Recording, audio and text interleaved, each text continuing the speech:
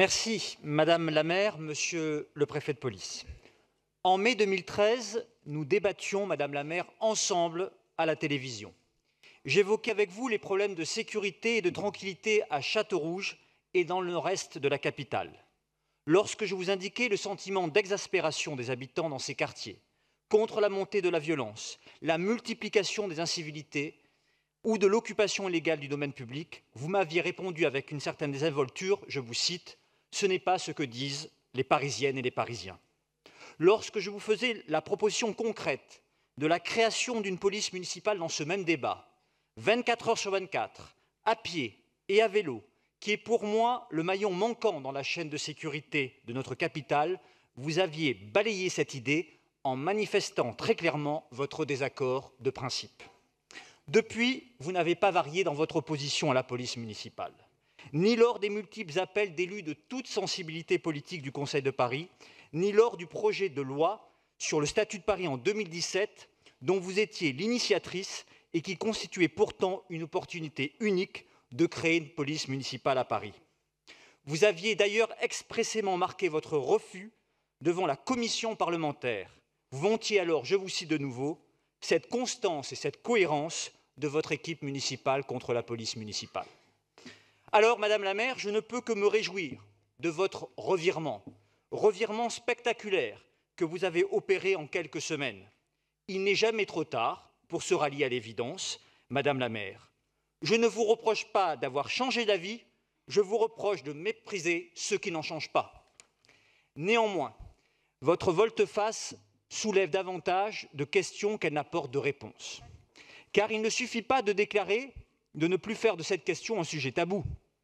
Une réforme d'une telle ampleur qui vise à sortir la capitale du statut d'exception dans lequel elle était enfermée depuis le 12 Messidor en 8, demande de se construire avec méthode, avec précision, avec une légitimité forte et un consensus large. Madame la maire, les questions se bousculent et les doutes s'accumulent. Pourquoi ne pas avoir associé les parlementaires, alors même que vous le savez très bien, une évolution législative est nécessaire à la création même d'une police municipale de plein exercice. C'est regrettable, car nous sommes nombreux, parlementaires, à ne pas se situer dans votre majorité municipale, mais nous sommes des députés ou des sénateurs prêts à faire bouger les choses dans l'intérêt général, dans l'intérêt de Paris. Comment pouvez-vous, Madame la maire, annoncer cette décision seule, alors même que cette réforme demande une étroite collaboration avec l'État? On s'étonne que vous puissiez, au détour d'une interview, annoncer que vous avez passé un simple coup de téléphone au ministre de l'Intérieur un lundi matin, ministre qui ne s'est d'ailleurs pas exprimé sur le sujet. Plus surprenant encore, Madame la maire, pourquoi ne pas avoir associé les Parisiennes et les Parisiens, qui sont pourtant les premiers concernés à cette décision? Vous avez choisi il y a quelques mois de les interroger sur le plan climat, à travers une votation citoyenne, sujet on ne peut plus consensuel, sur lequel le Conseil de Paris avait d'ailleurs déjà voté à l'unanimité. Mais vous n'avez pas envisagé une seule seconde de les consulter sur la création d'une police municipale. C'est d'autant plus dommageable que ce projet ne figurait pas dans votre programme de mandature. Je vous ai moi-même adressé une proposition de référendum ou de consultation locale par 2 courriers, du 25 septembre dernier et du 29 octobre, auxquels je n'ai pas eu la moindre réponse, sauf un accusé de réception aujourd'hui signé de votre main, probablement une coïncidence après des mois d'attente. À défaut d'entendre cet appel à une méthode de gouvernance participative, plus ouverte, plus horizontale, j'ose espérer que la courtoisie républicaine, Madame la maire, vous conduise à me répondre sur le fond et associer tous les partenaires pour la réussite d'un tel projet.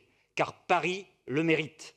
Comment aujourd'hui vous prévaloir du soutien des Parisiens quand vous avez refusé de leur donner la parole? Cela redonnait plus de force, plus de légitimité à un projet de création de police municipale. D'autant que votre annonce subite a tout l'air de prendre par surprise et à revers votre propre majorité. Avec quel soutien, Madame la maire? Avec quel soutien imaginez-vous la mettre en œuvre? Dans ces conditions, par votre méthode, vous prenez le risque de faire échouer ce beau projet d'intérêt général. Dans un contexte terroriste, les futurs policiers municipaux sont une cible. Souvenez-vous de Clarissa Jean-Philippe, policière municipale stagiaire abattue à Montrouge par Amédi Koulibaly le 8 janvier 2015. Ils peuvent aussi, pour certaines brigades d'intervention, être amenés à évoluer dans des conditions difficiles, de grandes tensions, notamment la nuit, face à des bandes. Il ne me paraît pas pertinent d'écarter ainsi, de manière absolue, la question de leur formation à l'armement, comme vous l'avez fait. Bien au contraire. Nous avons donc, Madame la maire, deux conceptions de gouvernance, deux méthodes, deux façons de concevoir le processus de décision et votre fonction de maire de Paris. La création d'une police municipale est un service direct de sécurité et de tranquillité pour les habitants. Il manque cruellement à Paris. Vous semblez seulement maintenant le découvrir, mais encore faut-il réussir sa mise en œuvre.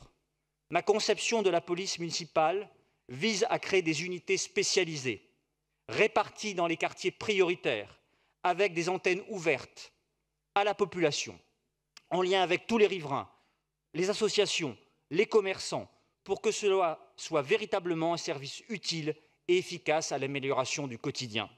C'est l'intérêt de l'État, c'est l'intérêt de la ville et de ses agents qu'il faut mieux former, mieux considérer, mieux protéger. C'est surtout l'intérêt des Parisiennes et des Parisiens qui ont le droit de disposer d'un service de police municipale comme toutes les autres grandes villes de France ou d'Europe. Aujourd'hui, vous décrétez la création de la police municipale avec cette formule magique. J'ai décidé. Malheureusement, Madame la maire, ça ne se passe pas ainsi. Pour le moment, elle n'existe pas, votre police municipale. L'enjeu est précisément de la rendre possible, de la rendre concrète, de la rendre efficace. Mais tout est à construire, Madame la maire, et de manière collective. C'est comme ça qu'on gère une ville, avec des partenaires, avec les agents, avec les Parisiens. Par cette même méthode, mêlée d'improvisation et de gouvernance solitaire, ultra solitaire, vous avez déconstruit Vélib, vous avez détruit Autolib, vous risquez maintenant de tuer cette belle idée de police municipale. Or, j'ai bien compris, ces dernières semaines, vous essayez de nous expliquer que vous pourrez régler d'ici les prochaines municipales, dans un an, des problèmes que vous avez largement contribué à créer en 5 ans. Mais personne n'est dupe, Madame la maire. Je voudrais conclure, si vous me le permettez, en revenant sur cette constance et cette cohérence à laquelle vous semblez tant tenir. Dans l'importance d'être constant, Oscar Wilde dit avec l'esprit provocateur qu'on lui connaît que dans les affaires de la plus haute importance, la chose essentielle, c'est la manière et non la sincérité. Malheureusement, Madame la maire, dans votre annonce de réforme, il n'y a ni la manière, ni la sincérité.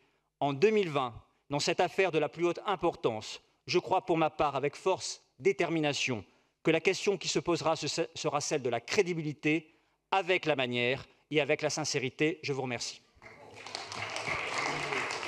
Rendez-vous pris.